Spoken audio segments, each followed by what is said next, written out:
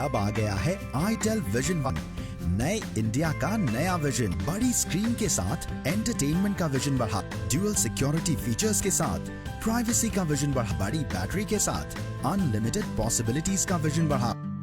34 दिन बाद में जो कांग्रेस के विधायक हैं वो अपने अपने विधानसभा क्षेत्र में पहुंचे हैं। हमारे साथ में इस वक्त खास बातचीत करने के लिए सचिन पायलट गुट के जो नेतृत्वकर्ता थे हेमाराम चौधरी, जिनके 2-3 बार वीडियो भी आए थे, उन्होंने गंभीर आरोप भी लगाए थे और हम उनसे बातचीत करके जानते हैं कि आखिर वो दर्द क्या था जो दिल्ली ले गया। हेमाराम जी, दिल्ली जाने का क्या दर्द था और इन 1.5 सालों में क्या हुआ? क्या जनता ने आपसे जो अपेक्षाएँ की थी उस पर आप खरा उतरे?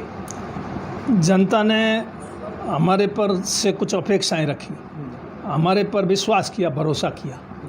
1.5 साल में उस जनता के विश्वास को हम ठीक से निभा नहीं पाए, हम उनकी अपेक्षाओं पूरा कर नहीं पा रहे थे, ऐसा मैंने महसूस किया।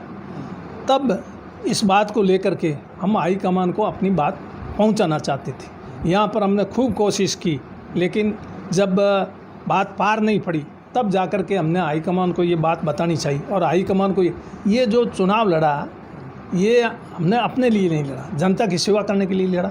और जनता की हम सेवा करें नहीं, हम सिर्फ अपना ही हित सोचते जाए, हमें पद मिले, हमें और आर्थिक लाभ हो, ये हमारा उद्देश्य नहीं था। सबसे पहले जनता की समस्याओं का समाधान हो, जनता की अपेक्षाओं पे हम खरा उतरें।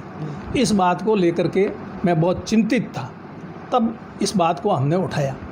पद की बात कभी मेरे दिल, ये भी आप पे आरोप लगे कि आपको मंत्री नहीं बनाया गया 1.5 साल में, इसलिए आप नाराज होकर विरोधी खेमे में चले गए। इस बात में कुछ सच्चाई है? मंत्री का तो आपको पता है, पिछली बार मैं मंत्री था तब मैंने मंत्री पद से इस्तीफा दिया था और मैं इस्तीफा वापस लेता भी नहीं। लेकिन हमारे कांग्रेस के बहुत बड़े, राजस्थान के नहीं हिंदुस्तान के कदावर नेता शीशराम जी ओला ने मुझे दबा दिया, उनकी वजह से मैंने वो इस्तीफा वापस लिया, नहीं तो मैं वापस भी नहीं लेता। और 13 का विधानसभा का चुनाव लड़ने से भी मैंने इनकार किया, ये भी सबको पता है। ये 18 का चुनाव भी मैं नहीं लड़ता। अगर पायलट साहब मेरे घर 3 बार नहीं आते तो उन्होंने कहा आपको चुनाव लड़ना पड़ेगा, तब जा कर के मैंने ये पायलट साहब के कहने से ये विधानसभा का चुनाव लड़ा। 1.5 साल तक हमने इंतज़ार किया कि काम सब ठीक हो जाए, सब ठीक ठाक चले। अब हम उम्मीद करें काम की, हम उम्मीद क्या करें हैं?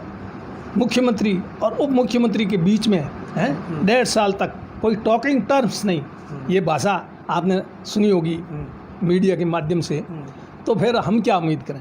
अब पायलट के भी अगर इस प्रकार की स्थिति हो तो हमारी स्थिति तो आप समझ सकते हैं क्या स्थिति होगी। पायलट जैसा राजस्थान के अंदर नेता नहीं, हिंदुस्तान के अंदर कांग्रेस में ऐसा नेता नहीं है जो इस प्रकार का परिश्रमशील, बहुत ही इंटेलिजेंट और लोगों की बात समझने वाला। वो तो कहते हैं, मुख्यमंत्री जी कहते हैं कि वो अंग्रेजी बोलने वाला अच्छा है, उसने मेहनत नहीं की। अब हमको और मुख्यमंत्री जी को इंग्लिश नहीं आती, उसका पायलट के क्या दोस्त हैं?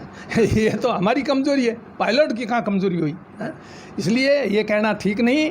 मेरे कहने का मतलब ये है पायलट बहुत, मेरे तो इस 1.5 साल में जो भी काम हुआ वो पायलट नहीं किया और पायलट के विभाग का है काम हुआ। पंचायत राज पुनर्गठन का मामला था, पिछली बार दोनों बार जब हमारी सरकार थी, अशोक जी मुख्यमंत्री थे, दोनों बार वो पुनर्गठन हुआ ही नहीं। सारी कार्रवाई होगी, अंत में जाकर के वो टाई फिश हो गया। और इस बार अगर ये महकमा पायलट साहब के पास नहीं होता तो इस बार भी फिर टाई फिश हो जाता। लेकिन मैं धन्यवाद देता हूँ पायलट साहब को कि इन्होंने इस बार पुनर्गठन का काम करके छोड़ा। और सबसे ज़्यादा राजस्थान में पंचायतें मेरे विधानसभा क्षेत्र में बनी, पंचायत समितियां मेरे क्षेत्र में बनी और सब सही ढंग से ऐसी बनी जो जनता बहुत खुश है उस पुनर्गठन को लेकर के। और भी दूसरे चाहे सड़कों के काम हो, उनके पास जो भी विभाग थे काम, उनमें जो हुआ आज दिन तक कभी ऐसा काम किसी मंत्री ने नहीं किया। अच्छा मैम, एक चीज़ बताइए कि पायलट साहब उप मुख्यमंत्री थे, अब उनको कोई पद नहीं दिया गया, तो इस बात का भी कोई मलाल है या आने वाले टाइम में इन सब चीज़ों को लेकर चर्चा होगी? पद के भूखे न तो पायलट साहब है न हेमाराम है। पद पायलट साहब को मिले या न मिले, ये तो हम 1 महीना पायलट साहब के साथ रहे, मैंने उस आदमी को बहुत नज़दीक से देखा है। वो आदमी पद का भूखा नहीं है, न हेमाराम पद का भूखा है, सम्मान का भूखा है। वो आदमी भी है, मैं भी, हर आदमी सम्मान का होता है, सम्मान चाहते हैं, सम्मानजनक हमारी स्थिति रहे, बस हम यही चाहते हैं। इससे अधिक हम न पद चाहते हैं न और कुछ। चाहते हैं पार्टी से और नेताओं से। हमारी कांग्रेस में अब ये बात है कि आप कांग्रेस ही नहीं, आप कौन से गुट से हो? अशोक गहलोत गुट से हो, वो कह रहे हैं कि हम असली कांग्रेस है, वो कह रहे हैं कि वो बीजेपी में। ये सब कितना दर्द होता है इन सब चीज़ों को आपको देखकर, क्योंकि आप पिछले 30-40 साल से लगातार पार्टी के साथ जुड़े हुए हैं। मैं 40 साल से पार्टी के साथ जुड़ा हुआ हूँ। मैं किसी गुट में नहीं हूँ। पहले 20 गुट थे पार्टी के अंदर, तो भी मैं गुट ना। मैं परशुराम जी का सिपाही ज़रूर हूँ, मतलब चेला हूँ उनका, इसलिए परशुराम जी के हमेशा साथ रहा, क्योंकि मुझे राजनीति में लाने वाले वही थे। और शीश राम जी ओला, इन दोनों का मेरे ऊपर बहुत बड़ी कृपा रही, इसलिए मैं उनके तो साथ था व्यक्तिगत रूप से, वो हमारे को पनपाने वाले थे। परंतु मैं कभी किसी गुट में नहीं रहा, न मैं पायलट गुट में था, न मैं गहलोत गुट में था। जब मुख्यमंत्री का पद को लेकर के किसको मुख्यमंत्री बनाया जाए ये हुई थी राय शुमारी, राय ली गई सभी विधायकों की, तो मैंने न पायलट गुट के साथ रहा, न मैं गहलोत गुट के साथ रहा। मैं पार्टी के साथ रहा, हाईकमान के साथ रहा।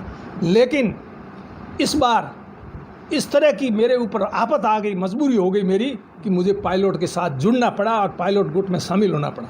पायलट साहब में वो मुख्यमंत्री बनने की काबिलियत है? काबिलियत तो है, लेकिन बनावे काबिल आदमी अगर मुख्यमंत्री बन जाए तो इस प्रदेश की जनता की कायाकल्प हो जाए, प्रदेश का विकास ऐसा हो जो याद करे, और ऐसा अगर कोई कर सकता है तो वो पायलट ही कर सकता है।